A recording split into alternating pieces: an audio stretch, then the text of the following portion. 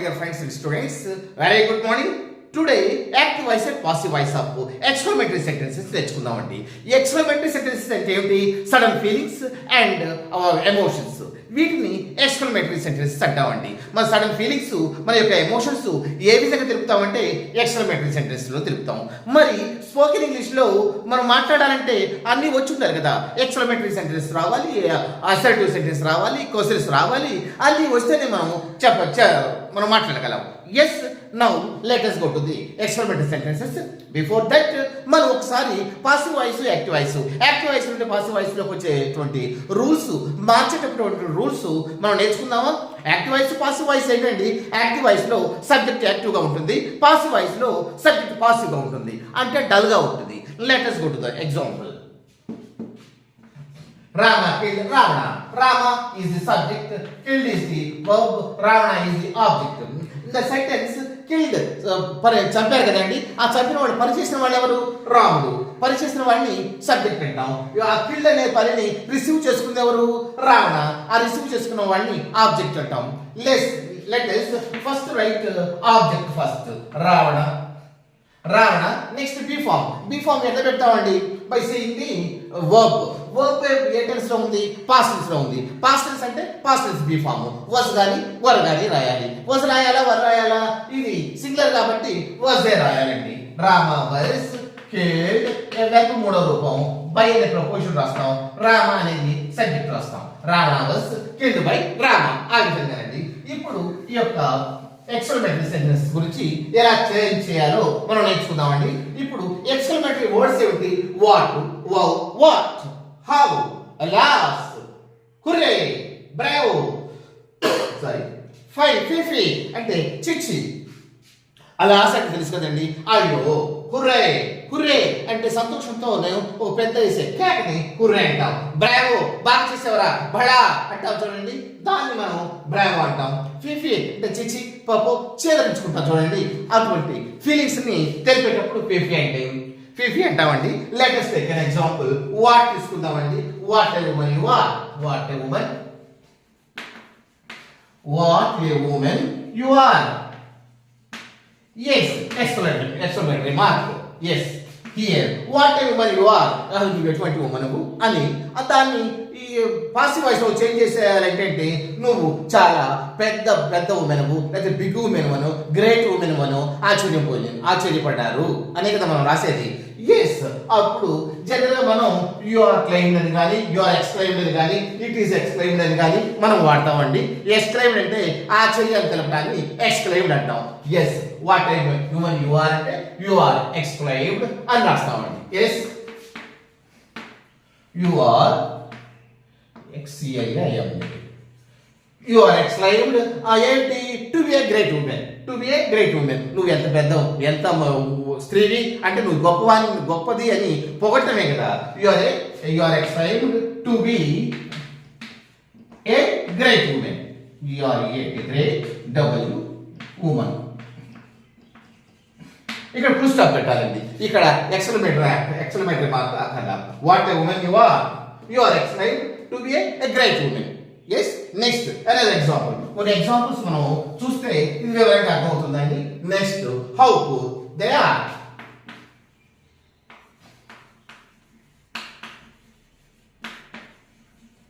How poor they are. ఇక్కడ ఇందాక you are exclaimed అని పెట్టుకున్నాం, ఇక్కడ యు లేదు కాబట్టి ఇట్ అని పెట్టుకుందామండి. It is exclaimed. It is exclaimed. ఇది ఆశ్చర్యపోబడ్డది. ఏంటి? నువ్వు చాలా, యు ఆర్ వెరీ పూర్ అంటే దే ఆర్ పూర్ అంటే వాళ్ళు చాలా పూర్ అని ఆశ్చర్యం పొందారు. అదే కదా మనం రాసుకునేది. It is exclaimed that they are poor. మరి వెరీ పూర్ అని రాసుకోవాలండి. That they are very poor. It is exclaimed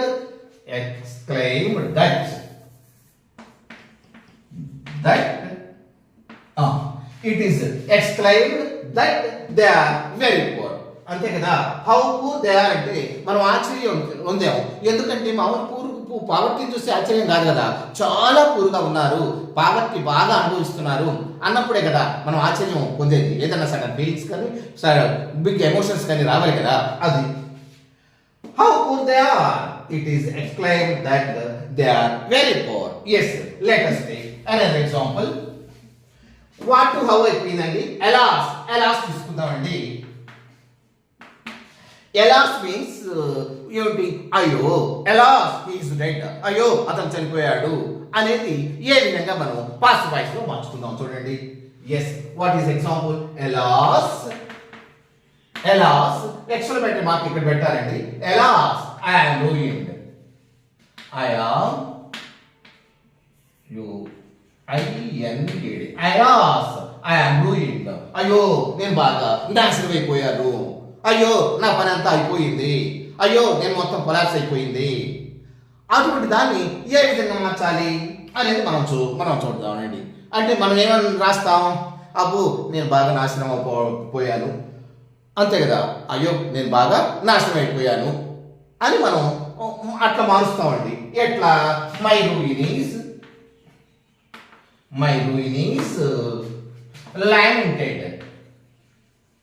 lamented. మనం లామెంటెడ్ రాసుకోవచ్చు, లేకపోతే గ్రీఫ్ అని కూడా రాసుకోవచ్చు అండి. GRIF. ఇక్కడ మనం ఏం రాస్తాం, అలాస్ ఐ యామ్ గోయింగ్, అయ్యో నేను నాశనం అయిపోయాను, మన నా యొక్క నాశనాన్ని చూసి అందరూ బాధపడ్డారు అని మనం పాసివ్ వాయిస్ లోకి మార్చుకుంటామండి. Next another example. అలాస్ అయిపోయింది కదా, హుర్రే, HURRAH. హుర్రే అంటే మనం సంతోషంతో వేసేటువంటి ఒక పెద్ద కేకని హుర్రే అంటామండి. Yes, hurray, we have passed. Yes, hooray. We have passed. అంటే నా పాసింగ్ చాలా నా యొక్క పాసింగ్ చూసి అందరూ సంతోషించారు, నా పాసింగ్ అందరూ సంతోషించారు, అందరూ పొగిడారు. అదే కదా మనం, అట్లనే కదా మనం మార్చాల్సింది. Yes, hurray, we have passed. Yes, our passing అంటే నౌన్ ఫామ్ అండి. పాస్ అనే వెర్బ్కి ఇంకో ఫామ్ తెలిస్తే జరూడ్ అవుతుంది, జరూడ్ మనం నౌన్ గా పిలుస్తాం. Yes, our passing is cheered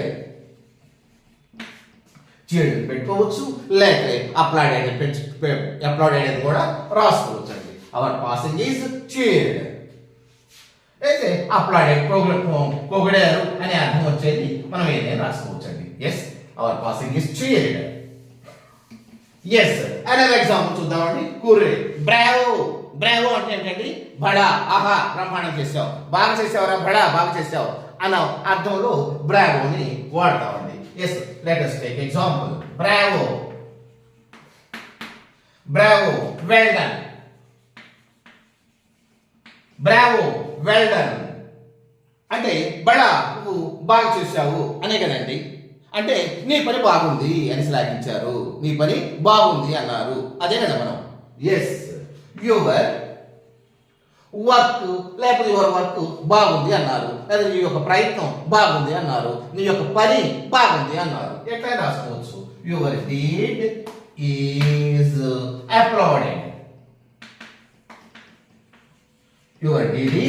applauded.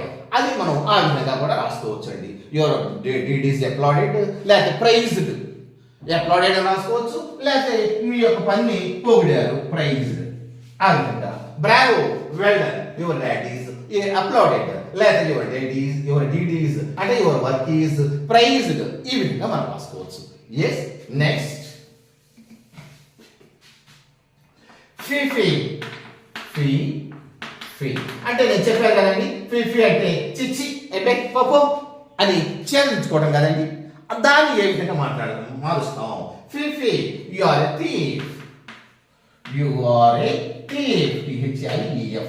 ఫిఫీ, you are a thief. చిచ్చి నువ్వు చాలా దొంగవి అనే కదండి. అప్పుడు మనం ఏం రాస్తాం, అబ్బాయి ఈ దొంగతనాన్ని అందరూ చేదరించుకున్నారు, అంతే కదా, నీ దొంగతనాన్ని అందరూ కూడా చేదరించుకున్నారు అని మనం రాస్తామండి.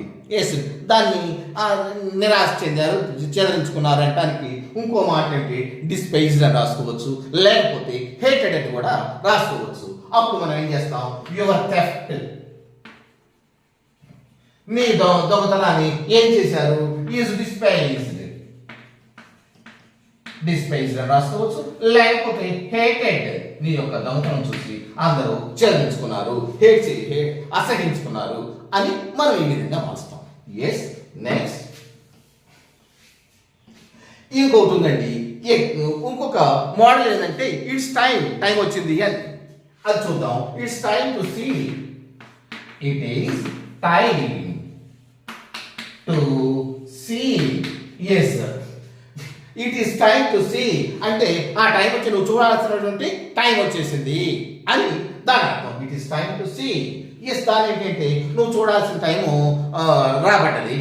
ఆ విధంగా మనం పాసివ్ వాయిస్లోకి మారుస్తాం. ఏ విధంగా సబ్జెక్ట్కి ఇంపార్టెన్స్ ఇస్తేనేమో యాక్టివ్ వాయిస్, సబ్జెక్ట్కి ఇంపార్టెన్స్ ఇవ్వకపోతేనేమో passive voice. Yes, it is time. It is time to see. To be seen, చూడబడ్డది, చూడబట్టడానికి టైం వచ్చింది అది. It is time to be seen. Yes, ఇటువంటిది అనేది ఎగ్జాంపుల్ రాసుకుందామండి. It is time to take coffee. It is time to take coffee. ఇక్కడ చూడండి, it is time to see. ఇక్కడ మనము వెర్బ్ వరకు వచ్చేసేసి టు సీ, ఇవి V1 దగ్గరికి వచ్చేసి ఆగిపోయిందండి. ఇక్కడేమో వెర్బ్ తరువాత మనకు ఆబ్జెక్ట్ కూడా వచ్చింది. ఇది ఎట్లా రాస్తాం చూడండి. ఇట్ ఈస్ టైం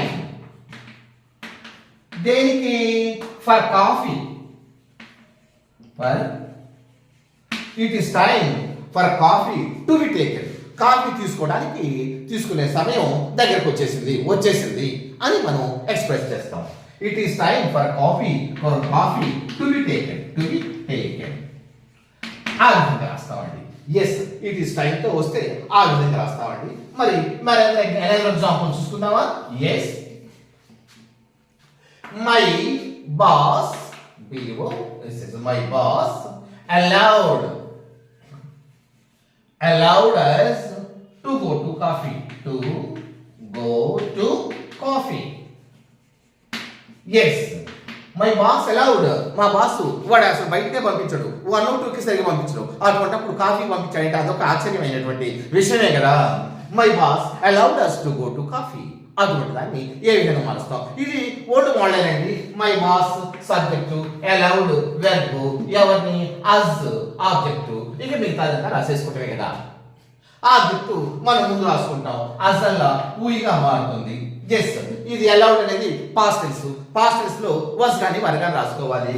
ఇది ప్లూరల్ కాబట్టి వర్ రాసుకుందాం.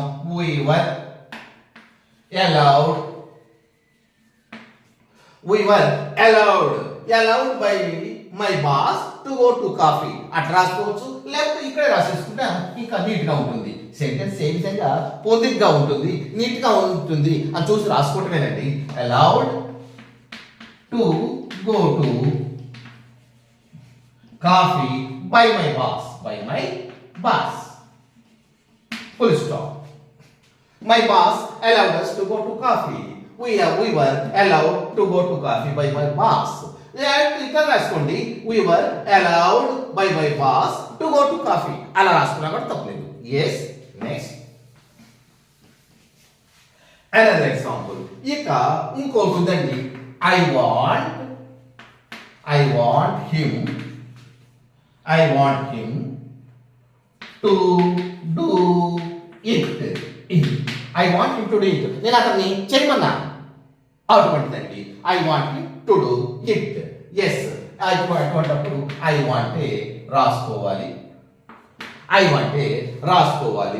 want రాసుకొని టు డూ, టు బి, డూకి పాస్ట్ పార్టిసిపుల్ అండి. To be done by him అని కూడా రాసుకోవచ్చు అండి. To be done by him. అలా హిమ్ గా మారుతుంది కదా. ఎస్, ఐ వాంట్ ఇట్ ఏం లేదు కదా. I want it to be done by him. I want it దీన్ని అతని ద్వారా, అతని చేత చేయబడ్డారనుకుంటున్నాను అనేదాన్ని ఈ విధంగా I want it to be done by him. ఆ విధంగా మనం రాసుకోవచ్చండి. ఇక్కడ కూడా ఏం లేదండి. ఐ వాంట్ ఏం రాసుకున్నాం? I want it. It object ఇక్కడ రాసుకున్నామండి. ఇక్కడ టూ వచ్చింది కదా, V1 వచ్చింది కదా, అందుకని మనం చేయబడాలి అని ఫ్యూచర్ టెన్స్ లో రాసుకుంటాం కదా, టు బి. ఈ థర్డ్ ఫామ్ రాసుకుంటాం డూకి. Done by him. I want him అని ఉంది కదా, అందుకని ఇది రాసేసుకున్నాం. ఎస్. నెక్స్ట్ అనదర్ వన్ చూసుకుందామండి. Yes. I like people. PEO I like. I like people to respect me. To respect me. ఇక్కడ నేను ఎటువంటి పీపుల్ లైక్ చేస్తానంటే నన్ను రెస్పెక్ట్ ఇచ్చేవాళ్ళని అనే కదా దాని అర్థం. అట్లానే నన్ను రెస్పెక్ట్ ఇచ్చేటటువంటి పీపులే నేను రెస్పెక్ట్ చేస్తాను. అది మనం రాసుకోవాలి. ఇక్కడ ఐ లైక్ ఉంటే అక్కడ ఐ వాంట్ లాగా రాసుకుంటామండి. I like people to. ఇది టు రెస్పెక్ట్ మీ. ఎవరైతే నన్ను రెస్పెక్ట్ చేస్తారో, ఇదంతా ఫ్యూచర్ టెన్సే కదా. టు బి రెస్పెక్టెడ్ మూడో రూపం అండి. I want people to be respected. To be respected by me రాసుకోవచ్చు. ఇక్కడ ఐను మీ రెండు కూడా ఒకటే విధంగా ఉందండి. అప్పుడు ఇక మనం రాయక్కర్లా, ఆల్రెడీ ఐ రాశాం కాబట్టి ఫుల్ స్టాప్ పెడతామండి. I like people to be respected. నేను ఎటువంటి పీపుల్ లైక్ చేస్తానంటే రెస్పెక్ట్ చేసేటటువంటి పీపుల్ని రెస్పెక్ట్ చేస్తాను అని. Yes. Are you able to understand? Yes. Thank you. ఇలా మనం ఇంటర్నేటివ్ ఎక్స్పెరిమెంటరీ సెంటెన్స్ ని ఈ విధంగా మనం చేయొచ్చండి. మీరు ఒకసారి మనం ఇక్కడ 3-4 దశాబ్దాల నుండి నేను ఇక్కడ ఒక ప్రిన్సిపల్గా చేసేసి మరి ఈ టైంలో ఆన్లైన్ సిస్టమ్ వచ్చింది కాబట్టి మీ అందరికీ నాకున్నటువంటి విజ్ఞానాన్ని మీకు అందించదలుచుకున్నాను కాబట్టి ఇంగ్లీష్ని మీరు తప్పకుండా లైక్ చేయండి, అదేవిధంగా సబ్స్క్రైబ్ చేయండి, చేయని వాళ్ళు ఉంటే అదేవిధంగా షేర్ చేయండి. తప్పకుండా చేస్తారు కదా. ఎస్. స్పోకెన్ ఇంగ్లీష్లో ఇది very very very important. Thank you.